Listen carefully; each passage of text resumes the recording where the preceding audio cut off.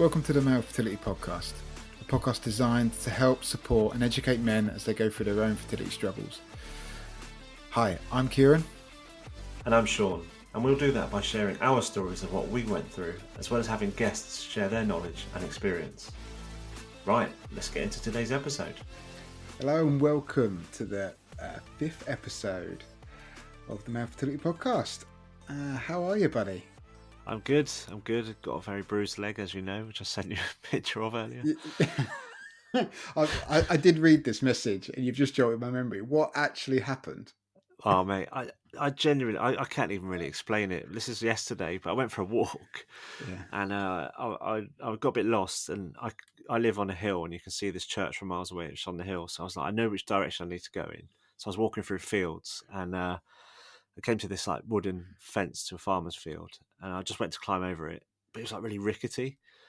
And I've got to the top and just gone to jump off. But as I've like pushed to jump, I admit I don't even know what happened at this point, but it's like gone from underneath me, but then sprung back, and I've just like hit it with all my weight on the outside of my left thigh, and I'm like 6'2", and I think about 95 kilos at the moment. And then like you got the downward force as well. I was in so much pain. Do you know, there's the adult part of me that thinks, oh, that was really, when it came through, I was like, oh, that's serious, that. But then that little boy inside me that will always be there just started laughing. Yeah. Oh, mate, I got home, so I limped home. Honestly, I was in so much pain. What was really funny though, is like this was next to this really like really amazing like lottery home, and I've been looking at it as I was walking through the field. I was like, just imagine living there. And I've jumped over the fence, and like kind of it looks like I was, and then there's this lady like walking her dog, and it looked like I was kind of making a quick escape. I was wearing a hoodie, so I think she just thinks I've burgled the joint. And then I'm like limping off, and I was like, hello. She didn't, just looked away or scared, and I'm like, oh god. But I got home, and Jenna was like, what's the matter? Because I was laughing, but I was kind of like laughing, but in so much pain that it was like I just couldn't like get my breath, and I was just trying to say I've fallen over. And then Evelyn came out and was like, what's going on? Like, what's the matter, Daddy? And I said, your daddy's an idiot. He's 40 years old and he's fallen over. I said, I shouldn't be falling over at 40, and I've hurt my leg. And I showed her at the time, and it hadn't come up much. But then she went, oh, I have a bad leg too, Daddy. Which is really sweet. Yeah, they always try and, it's amazing, little ones. They always try and comfort you. Yeah. I always like adults just laugh. When things like that happen, it's like, that's funny. You dick. Yeah. Yeah. I think that's pretty much what Jenna said. But Jen never gives me sympathy. But like if something happens to me, I'll get it off the kids. Even if I don't want it. They'll be like, you're right, Dad, sit down. And then Enya will go and get her little she's got a thing about plasters. And we go through plasters like, I don't know, like ice lollies, mate. They just go. So I always get a plaster, even if there's not a mark there. If you like, I've got a headache. I get a plaster on the head, But it's amazing, isn't it? But the wives, mate, no sympathy. No, absolutely none. No, and so that's that. If I sit down for more than about 10 minutes, my leg starts seizing up. It's like the ultimate dead leg. But other than that, all good. I've joined that big headphone hype like you today. Yeah, man. So I'm feeling a little bit like Tim Westwood, to be honest. Tim Westwood, we better not mention him at the moment. He's got some stuff going on in the media, isn't he? A couple of months ago. So. Oh really? Yeah. I don't watch or read any of it. I cut it out during COVID. It's been great for like mentally, just not knowing what's going on in the world. It's great. Well, a lot of it's just noise, isn't it? People. That's what it's designed to kind of trying to sell stuff. Keep us down. It's depressing. So I just stopped consuming it. And I always say the news I need to know finds its way to me. Oh, 100%. 100%. I wonder if there was anyone out there in the world who didn't know about COVID. Like obviously in the Western world, they wouldn't have got away with it, but there must have been places in the world that just like tribes in the Amazon and stuff. Yeah, just not aware of it. Yeah. Mate, we're going off on a tangent. We are, aren't we? I'm all right, mate. Busy day, as I told you. But the bonus today was went to see Enya's it wasn't a nativity. It was like 6 songs that the nursery had put together for us to sing to the parents. And it was great. So Enya has spent the last 2 weeks singing these songs in the back of the car. And yesterday I tried to sing along with her, and I was told very aggressively, "You do not sing, Daddy. I sing on my own." So I was like, all right. But today, when I went to watch her, she sat there and didn't mutter a word and just looked at Oh, everyone like as if it was complete stage fright. She did a bit of the actions and stuff, but I think there was a lot of people there, and she positioned herself right at the front. It was very cute, and the older ones in the nursery like did amazing. So in the back of my head, I thought, well, that'd be her next year because she's new to. She's only been going like 2 terms, so she's still finding her feet, and she only goes 3 times a week. So it's the Christmas experience, singing and everything like that for people was very different and new for her. So yeah, that was my highlight of my day. bless her, bless her. Yeah, she's at her auntie's at the moment, so she goes on a Wednesday to sleep at her auntie's house. So it gives us a bit of chill out time, because it can be very Yeah, intense, as you know. You've got two of them, mate. I've only got one that age, but I can only imagine how intense it is with two. yeah, it is. But on that note, actually, how was your Christmas? It was good. Hey? I tried to throw you there. No, yeah, you tried to throw me, but no, it was good, mate. I'm looking forward to it. that would You've throw had it. You've everyone. had it. I know. Yeah. No. What? By Well. the time people listen to this, Yeah.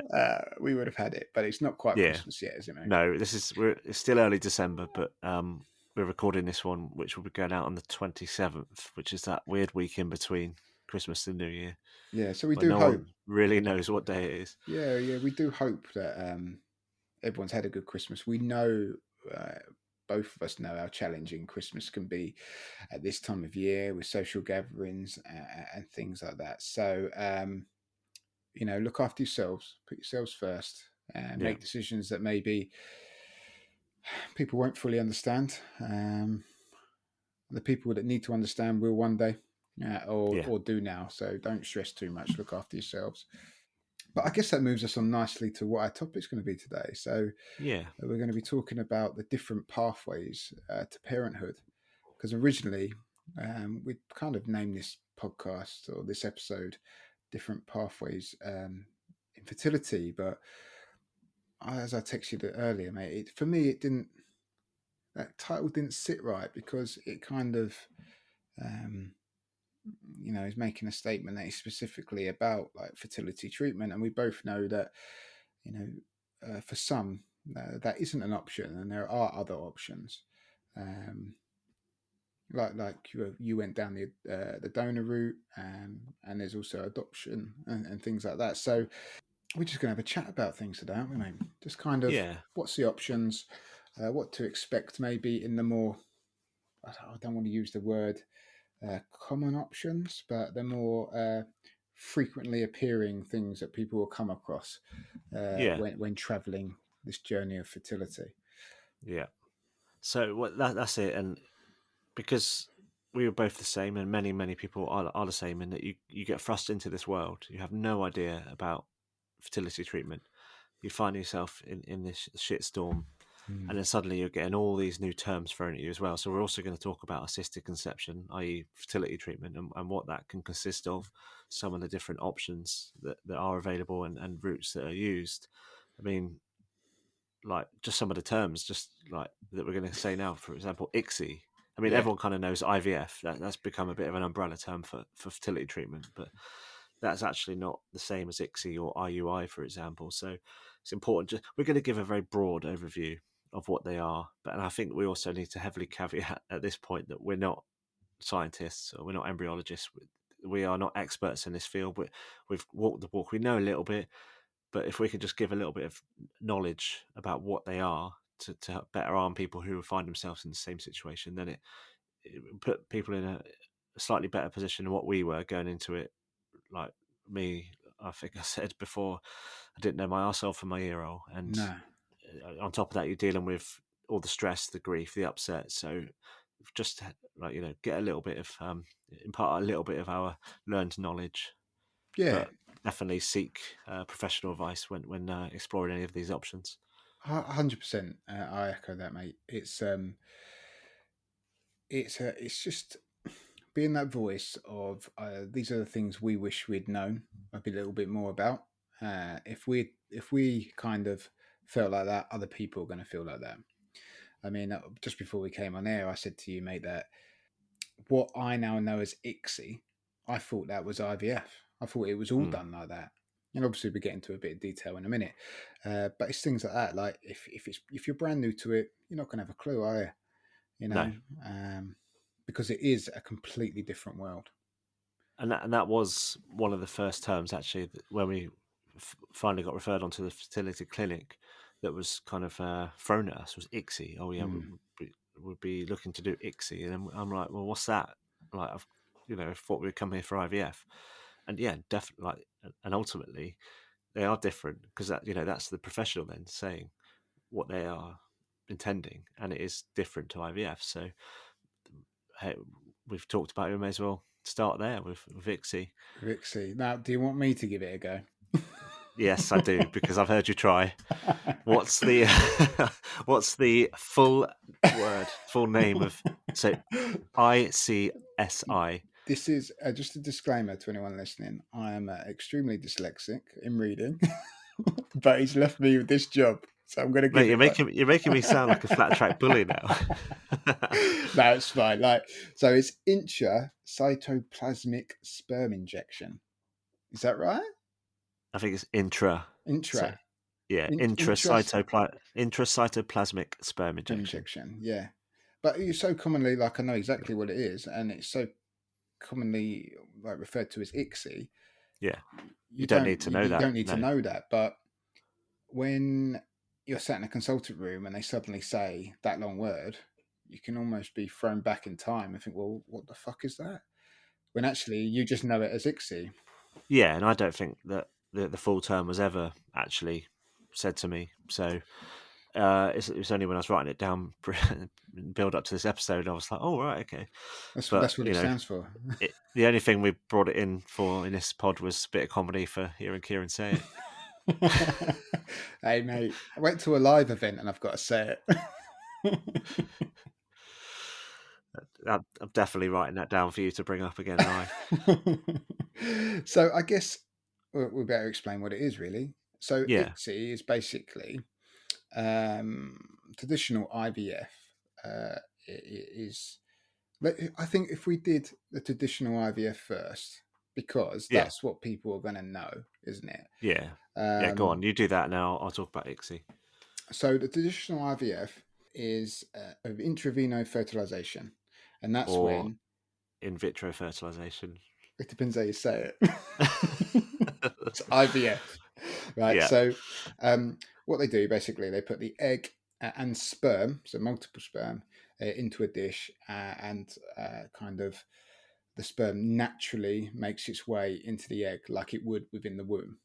It's a lot less invasive to the egg compared mm. to what ICSI is. Now, ICSI is when they have an egg and they take a sperm and they inject the egg with that sperm. So they don't put it into the dish and kind of let it do its natural thing. They actually inject the sperm into the egg.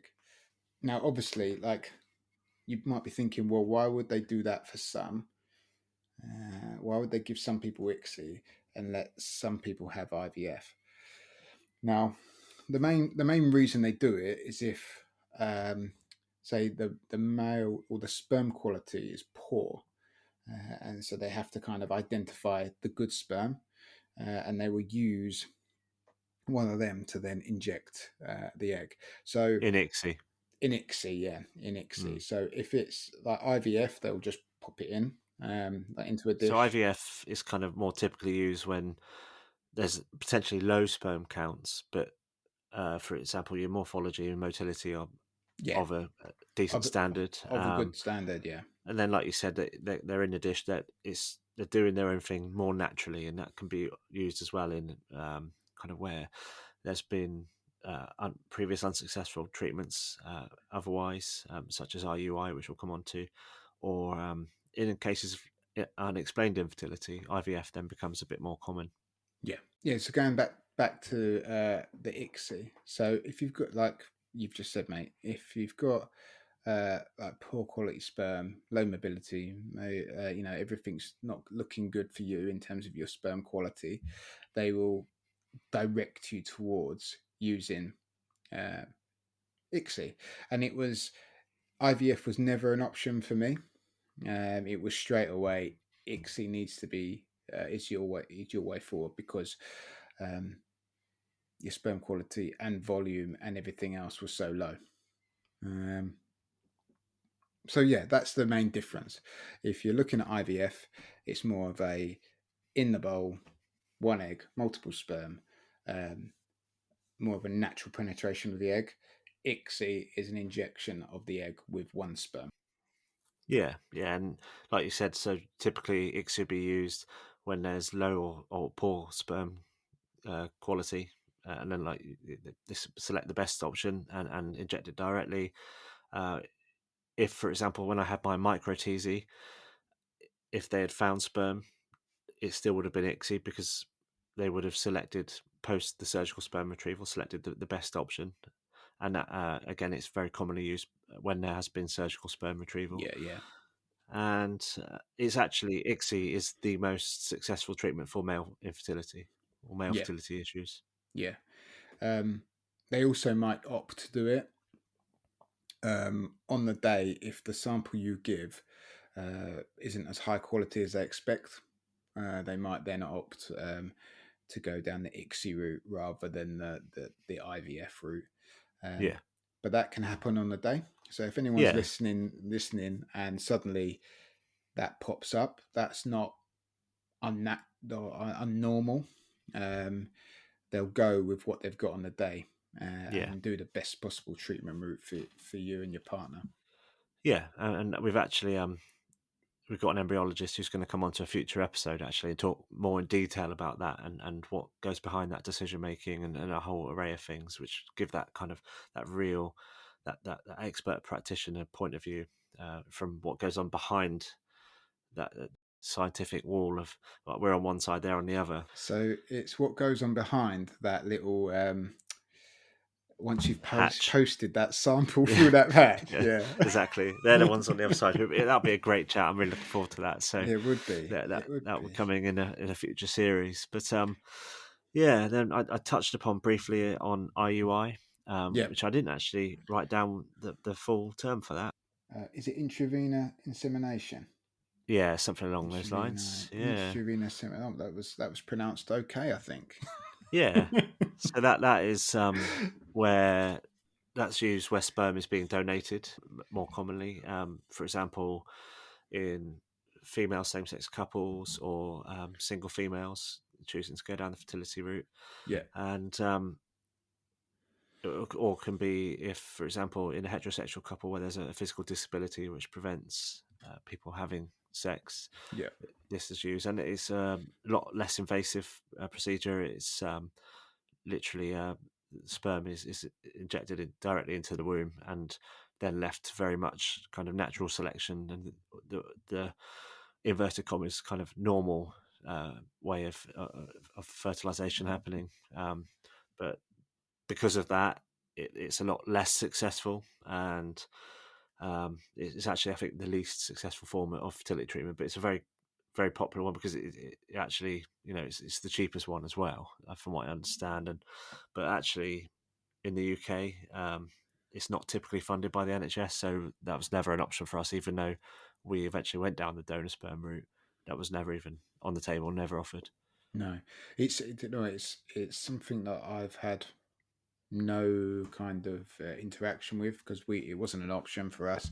Mm. We didn't discuss it, so it's something like just doing the research for this podcast is something that I've looked into, and kind of all I can do is echo what you've just said in terms of the reasons why.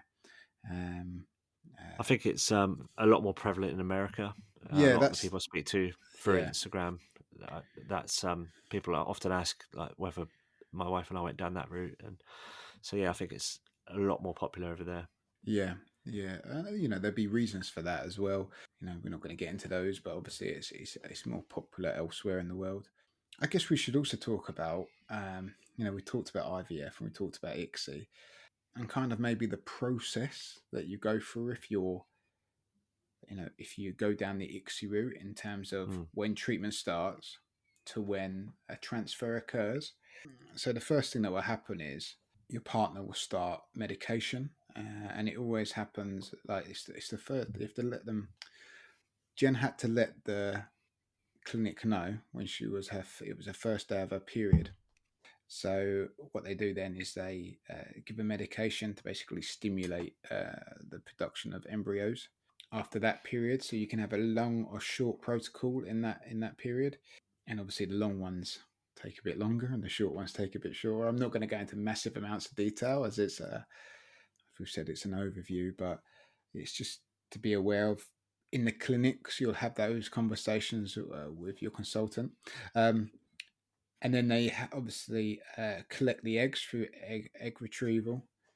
Once those follicles have developed in their ovaries, and that's where you'd give your sample as a man, and then they put them together. However, they're going to put them together. So we've already talked about the IVF and the ICSI, so whichever one they choose, and then the embryos would then start to develop, and they'd either transfer them back in on day 3 or day 5. Ideally, you want them to go to day 5 because that's a full thing. That is something called full blastocyst, and the embryo is at its healthiest point for a transfer. So that's real, like a nutshell, like a very brief kind of description of what to expect. Yeah, I think like for any blokes, like, kind of wondering how that goes, it's not easy. It's like I think I said on the first episode where I was talking about our story in full, but like Jenna had a needle phobia, so suddenly each time we did the injections, she was on long protocols, which is about a month every day injections. It has to be in a very short window, I think around 2 hours, if memory serves me correctly, but it's going back kind of 6 years or so now. But so you got all the drugs at home and having to do this, and you're on your own. You get this chart, ticking it off every day, and it tells you exactly how much to do. And like you said, you will inform the clinic when the female starts her period, and then they tell you exactly, you have the drugs already, and they'll tell you exactly what day you start on.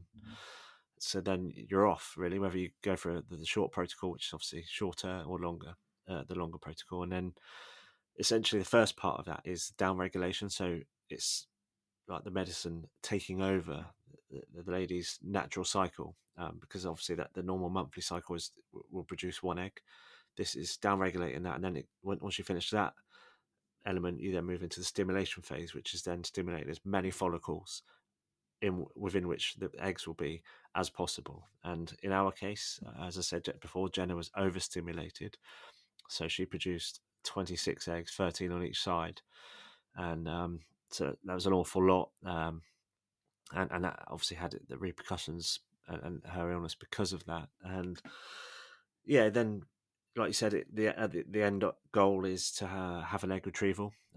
The final part of that, actually, you're going for a scan in the days towards the end of it, and they'll tell you when to have a trigger shot, exactly when, and you have to have it exactly when they tell you, because that is the kind of final oomph, and that has to do with the kind of egg making process. And this is definitely the caveat comes here about us not being scientific and experts, but then you're going for the egg retrieval. Quite often, if people are having surgical sperm retrieval, for example, that will sometimes or quite often be tied in with that egg retrieval date. So the bloke were going for their op, the woman were going for their op, and then ideally then it all happens at the same time after, or in certain cases people have that backup option of donor sperm. If should the surgical sperm retrieval not work, they'll have donor sperm that would have been selected and ready to push the button on. We didn't do that. We weren't. We were holding out for the surgical sperm retrieval on my microTZ, and then when it didn't work, we then froze the eggs and took everything slower, and I had to kind of get my head around the donor side, like the final kind of step of that. So yeah, it's it's all very timetabled. It's all very structured, and you are very much in the care of the clinic, and they're there for any questions, and of which there usually are lots, because it is quite overwhelming at times. And when you're, like I said, you're at home with all these meds. I remember the top shelf of our fridge just being absolutely chock a block with boxes of medication, Absolutely and the filled. cupboards full of needles, and then you got the safety box thing for discarded needles, for used needles. And it's like your home becomes like this mini pharmacy, and it's like, and like we said before, this is all mixed in with the upset and the trauma, and the needle phobias, and everything about it. It's all one big bomb, really, of overwhelm at times. But you do it, and I think for us mentally, what helped was having that chart of the protocol, and it tells you literally every day. It's got like tiny prints. It's got the date, what you're having, how much, and that can change. And then you go in for the scans, and they might tell you to like reduce the dosage a little bit or whatever. But having that chart, ticking it off every day, that was hugely beneficial for us mentally. Chalking off those days, and then actually, when you get a week in, 2 weeks in, suddenly then over the hump, and you're on the downward slope, and you're getting towards the end, you really start to see the light at the end of the tunnel. Because I remember the first ever one that Jenna had to do, and like sat there with the needle for. So I think, yeah, it was pretty much. I'm pretty sure it was a 2 hour window you get. Yeah, it So we is. I'm pretty prepped sure it. it is. Yeah, so we like prepped it at the beginning of that.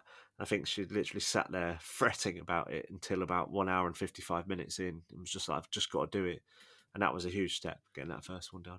Yeah, I mean, you've gone into some real like description there, and as you're saying it, all these memories are just flooding back for me.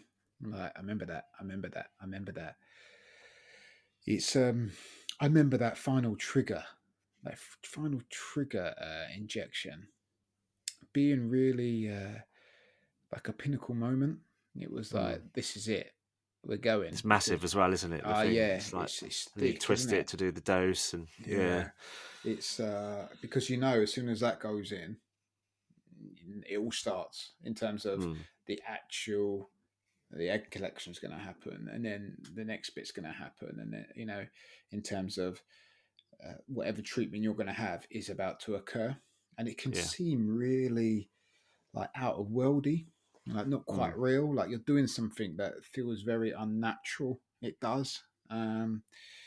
It's not like people make out about how a child, babies should be made, and you feel really kind of what I certainly did. I felt it was really like just unnatural, and I found it really hard, um, especially thinking that we're all going through that because of me. Yeah. And end of the There's a day, lot of guilt wrapped up in those periods, yeah, especially like when it's male factor, and you just like, you feel that you are solely responsible for putting your partner through all this pain, and it's yeah, really hard.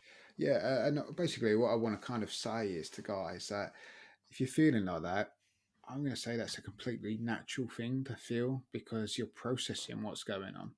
Yeah, And just remember, you're not the only guy that's one going through it on that day, and two that has ever been through it, and people will go through it again. Um, mm. but when you're in that position, like finding support is really important. To Yeah. get talking at that moment.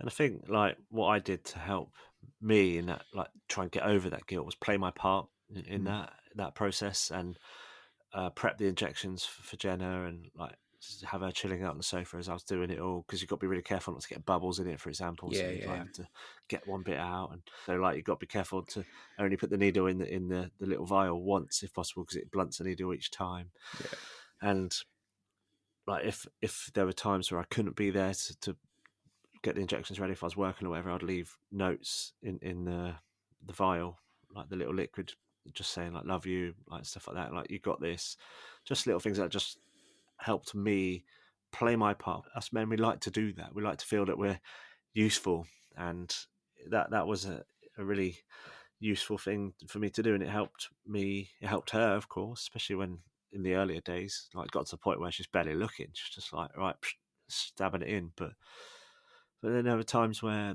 she was very bloated, very swollen, very bruised, and because you alternate which side you do it on in the abdomen, And it to kind of give becomes one like side a just becomes a pinprick in the end, doesn't it? Like there's yeah, pinpricks all over the stomach, yeah, and I found that harder.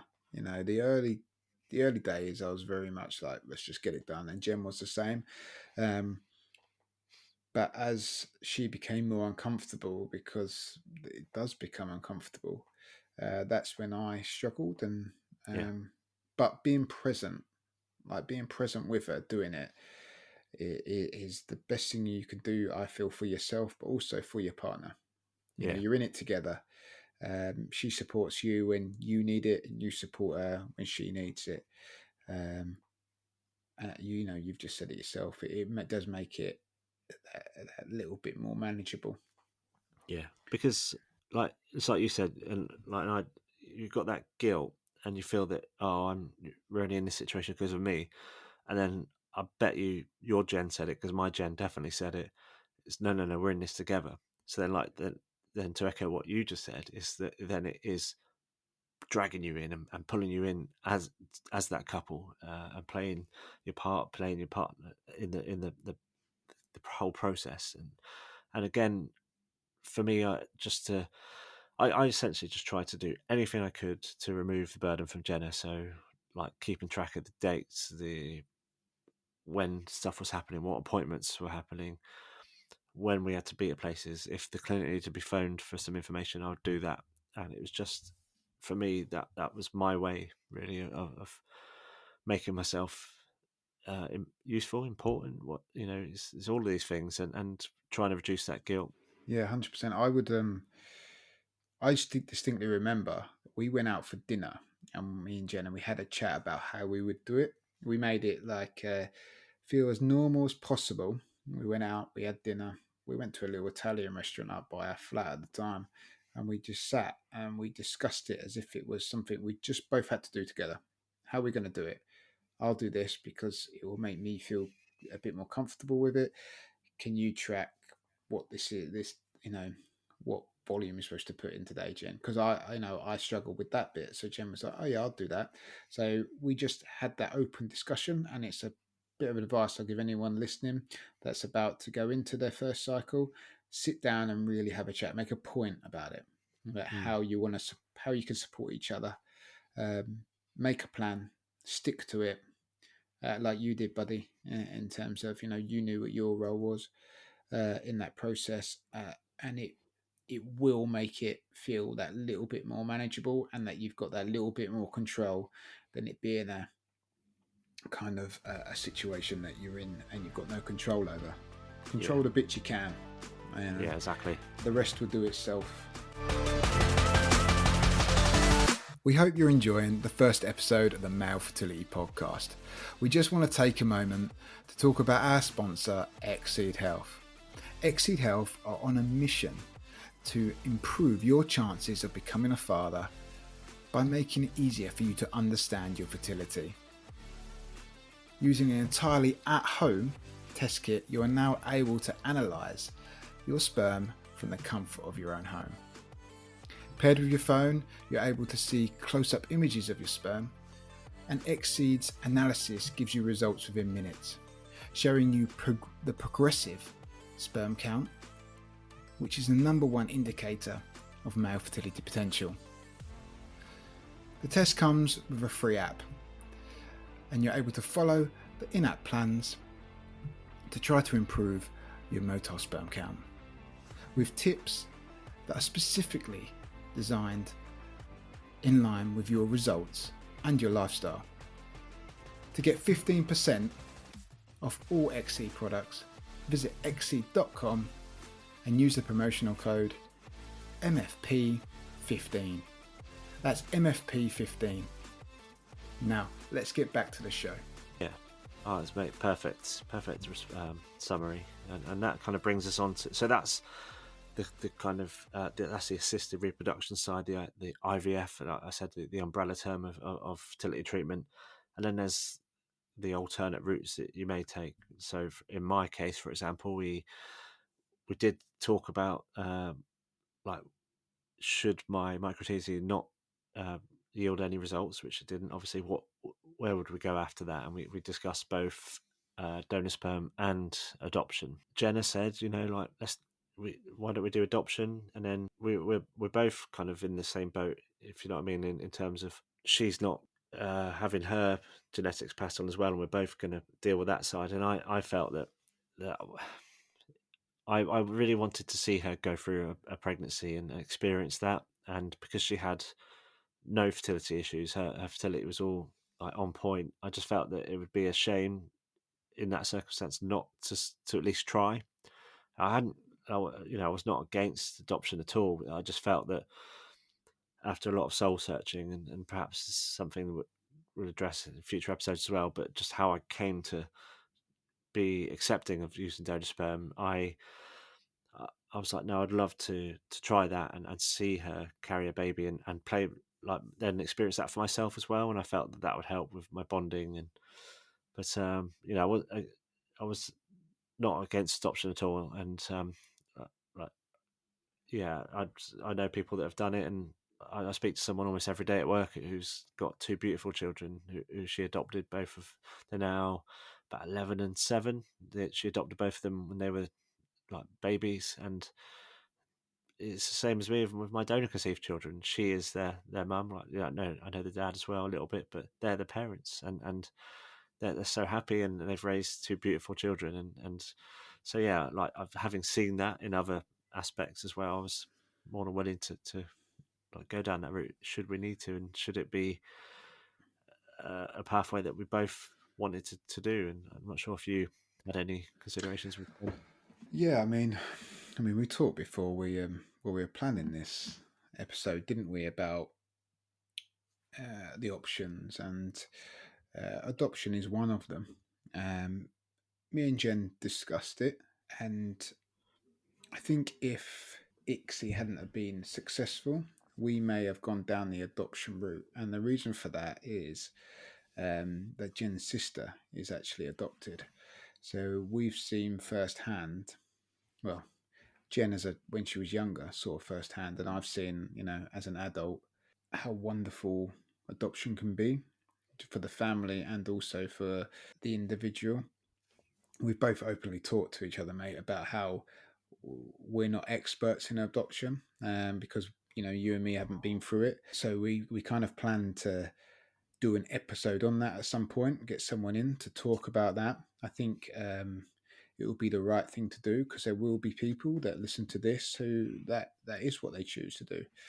We need to do the conversation justice in terms of really what stuff people need to know. But for this conversation, at least, like, we discussed it. It was an option. We didn't have to take it up. So kind of that's when the door shut for us. It wasn't an option after that. But I think it's something that, as all couples should at least discuss, because it is an option. And then you're aware that it's there. Many people don't go down that route because they have success, or they choose donor sperm like you guys did. Yeah, and like you said, we'll get someone on who's experienced it firsthand and can talk about it. But what I do know is that it's yet another kind of almost toxic phrase that can be thrown about when people are dealing with fertility issues. Oh, you can just adopt. Well, there's no just about it. This is a human life you're talking about. And also, from what I do know from my friend at work, is that it's a very long and hard process to do Yes, that. it is. It is a very long process. I've got friends that are, going through it at the moment, and they don't just give children to anybody. It's a real hard process, and I think when you go through a process like that, there's a lot of questions you have to ask yourself, deep questions, and be ready for a lot of questioning. But like, Yeah. I think we've kind of brushed it today. I don't want to go too down the rabbit hole, because, as we've said, we're not really experts in it. So we will cover that another day. Well, one thing I do have first-hand experience. That's what I was about to say, young man. it's donor sperm, and so with that, again, it's something that you don't just jump into. It's not just use donor sperm. It's a huge decision to make, because again, there's hopefully on the other end of it children involved, and it gets to the point where any conversation about you as a couple who are going through fertility treatment, the conversation then has to kind of take this shift to future children and putting yourself in their shoes, 5, 10, 15, 20 years, a lifetime down the road, because suddenly it's not just about you two, it's about who you could be bringing into the world as well. So you have to make every decision with the future best interests of children involved. And for us, we knew we would love wholly and go all in with donor sperm. And like I said, some of my reasons for wanting to do that as well was to see Jenna experience carrying a baby and childbirth as well. So yeah, it's not a plaster that fixes infertility. You can't just paper over the cracks, because you have to do that real deep inner work to really understand why you're doing it and the reasons behind it. Because what if you rush into it and you do it just because you want a child, but you haven't really considered the implications, then that, I believe, can really have an impact down the line. And because you have to bear in mind just how easy it is these days to find out DNA history, family background, ancestry.com and all that. And that was a key part of our you have in the UK, you have to have mandatory implications counselling, it's called, before selecting a donor. And we were going into that, we were still unsure. We were 100% were all in on the fact that we were going to use a donor, but we were unsure as to whether we would disclose to any future children their background. But coming out of that, the counsellor opened our eyes hugely to the implications should the children find out, and just how easy it is to find out. And actually, a great point she made is that it actually might not necessarily be them seeking out further information or doing ancestry checks or DNA checks or whatever. It can be other people who are doing it, who do know their background and their history, and they find out through DNA links that they are half siblings or whatever relation to your donor conceived children, and contact them. So you can imagine the kind of the fallout of that and previous generations. So, for example, should my parents have needed this 40 odd years ago, they were all being advised to not tell. And what's coming out of that now is a whole generation of young adults who are finding out because of how science has moved on. They're now finding out, and it's extremely traumatic. So, but everyone's decision has to be the right decision for them as a family. So I'm not here to preach, but I'm just saying what firmly changed our mind as what we feel the right thing to do is, and that's to tell early and tell often. And also, part of that comes down to the fact that in the UK, since 2005, there are no anonymous donors. Donors cannot be financially compensated other than their expenses, and they have to provide details that when the donor conceived child reaches 18, they can request it and find out the name, date of birth, and last known address. So, because that came in 2005, we are now hitting that point where the initial 18-year-olds are now turning that age where they can find out. So, that's something which anyone considering that has to really give serious thought to, because it's real, It's but it's also important to know that it's a wonderful gift that donors are giving, but they don't have parental responsibility anyway. The names don't go on the birth certificates or anything like that. So, they are your children, but it's just important to know that those details can be sought out. I mean, from 16, the donor conceived children can find out a certain amount of information, but it wouldn't necessarily be enough to identify the person. That's when they're 18. Essentially, what they can find out at 16 is what's available to the donor recipient parents when they're choosing. And so I think perhaps I'll touch a little bit upon how that process works.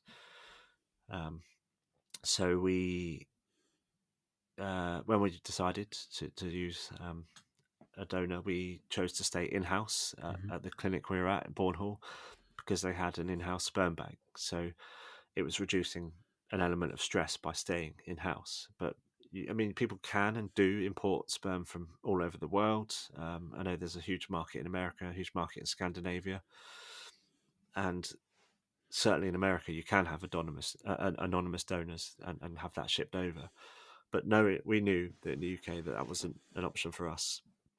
So we started out. We selected the kind of the biometric data that we wanted, and at this point, this is still when we were undecided about whether we'd be telling or not. So we went pretty much straight down the middle of both of us. We weren't trying to recreate a replica me, because I had come to terms with the fact that that was now not, I couldn't pass on that. So I wasn't trying to just recreate me with exactly the same eyes and hair. We wanted a child or children to fit in with us as a family. And plus, the thing is, well, with my wife's side of the family, they're all like, the resemblance is crazy. So even my two brother-in-laws I've gone mad. My brother-in-law and sister-in-law, who have married into my wife's side of the family, their children still resemble hugely my wife's side. So that's through like natural conception. So there's no guarantee that I'm ever going to pass on resemblance anyway, because it seems to be that is so strong on my wife's side anyway. But so yeah, we went kind of average of both of us, and then the clinic matched that, and we were given a choice of 6 donors that matched all of the criteria that we chose. Now, I've heard of situations where people, for example, are shopping for sperm in America, where there's thousands of choices, and for me that would create a bit of anxiety, like you have too much choice almost. So I'm pleased that we only had 6, and there's mandatory data that the donors have to provide, which is their biometric style, like their characteristics, like height, weight, eye color, any known medical history. They'll be checked for infections when donating, like your normal, like big hitters like HIV, gonorrhea, syphilis, etc. That's all checked anyway, and the family history of any known medical conditions. And then so that's all mandatory information that they have to provide. And then there's optional, and which is kind of like a pen picture of who they are as a person, their characteristics. And out of hours, I can't remember if I covered this in my episode or not, but this is still relevant now. But out of hour 6, 2 provided a lot of detail about who they are as a person, their family background, why they were donating, and it was very heartwarming. They were donating because they were experiencing fertility issues on the female side, and they wanted to give back because they were so grateful for receiving donor eggs. And as humans, we were drawn to them because it was just, as I said, it was heartwarming. And then a third one gave a little bit of background, but hadn't written much, maybe a couple of sentences. And then the other 3 were blank. So after initially being very drawn to those 2 that wrote really nice stories and just saying that they really hope that they can provide a happy family to someone else, it's like I said, we were drawn to them. But in the end, we decided to go for one of the ones that had a blank profile, because we didn't want to have any kind of expectation for who our children might be. We wanted them to be who they are, a blank canvas, flourish and help them flourish into exactly who they are as a person, and obviously nurture them the best we can as well. So this isn't the case, by the way, but for example, say one of the donors was a professional footballer or a sportsman or any, something like that, we wouldn't want to be then subconsciously, because I'm sure it would happen, be like thrusting a football at them all the time, going, I wonder. Like, whether they ever choose to kick a ball in their lives, as much as I love football, is up to them, because it's always going to be solely about them. So that's what we chose in the end, and I wouldn't change a thing about that. Do you know, mate? Like, it's I don't know much about the donor route. Like I said about the adoption, it was something that we discussed, but it didn't we didn't have to go down that route. But it sounds awfully complex, and I think that it's definitely something that we need to do an episode on. I think there's a real need, like, to cover it in like 15, 20 minutes doesn't do it justice. No. But it's really interesting to get like an insight into that thought process that you went through and the actual physical process. But as you said right at the beginning, it's coming to terms or processing that that's what you're going to be doing. Is almost that big conversation that many men kind of need to hear.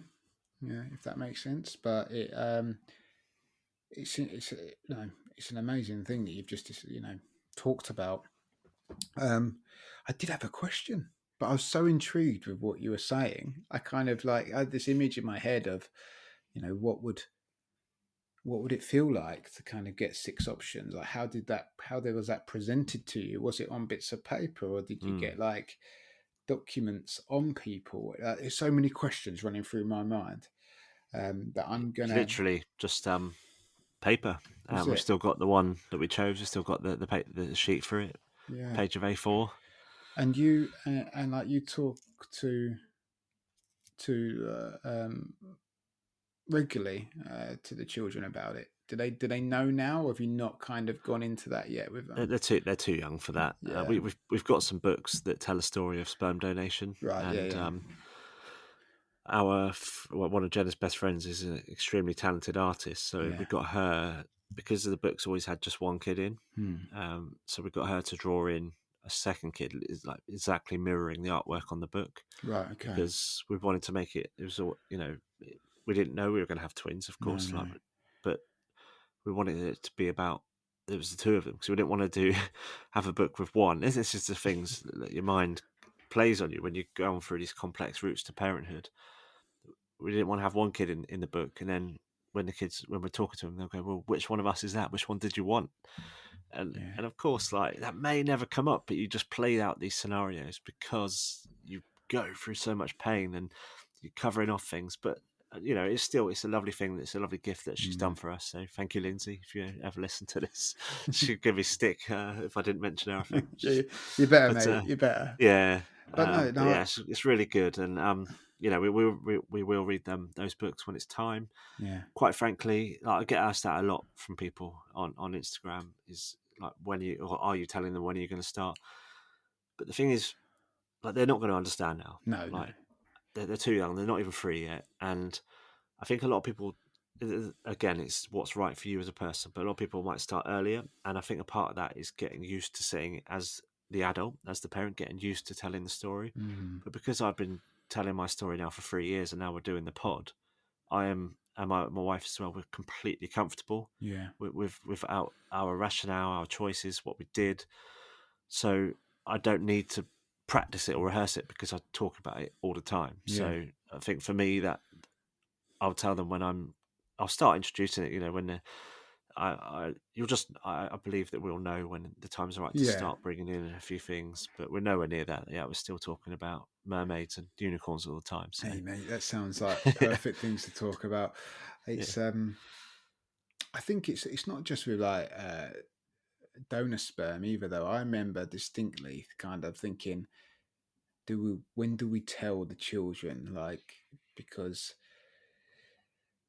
it will come up at some point. They'll do it in school. They'll cover it somewhere. And I think Sebi was around about 4.5, 5 when we first started to have those conversations.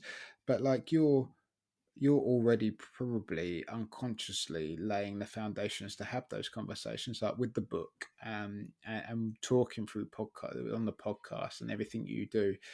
There's ways of preparing yourself without actually telling the children. The main thing, mate, like we were talking about, obviously the pathways, and I think you've given a great description of that donor pathway, but it's just left me with so many questions, and I know that we've got we haven't got much time to go through it, if any time, But we definitely need to revisit this, because I think there'll be so many people out there that will have so many questions similar to me. Because it's a new world to me. It's something I never kind of had to go into. And I know that I'm thinking these questions that listeners will be listening, who are listening, will be thinking as well. So thanks for that. Really, like we said before, it's a brief stop, isn't it, or brief cover of everything that goes on.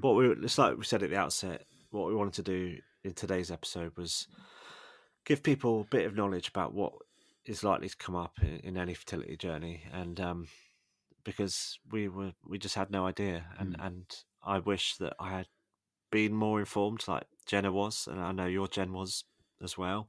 Because they did that, but I wasn't in a place where I could do that.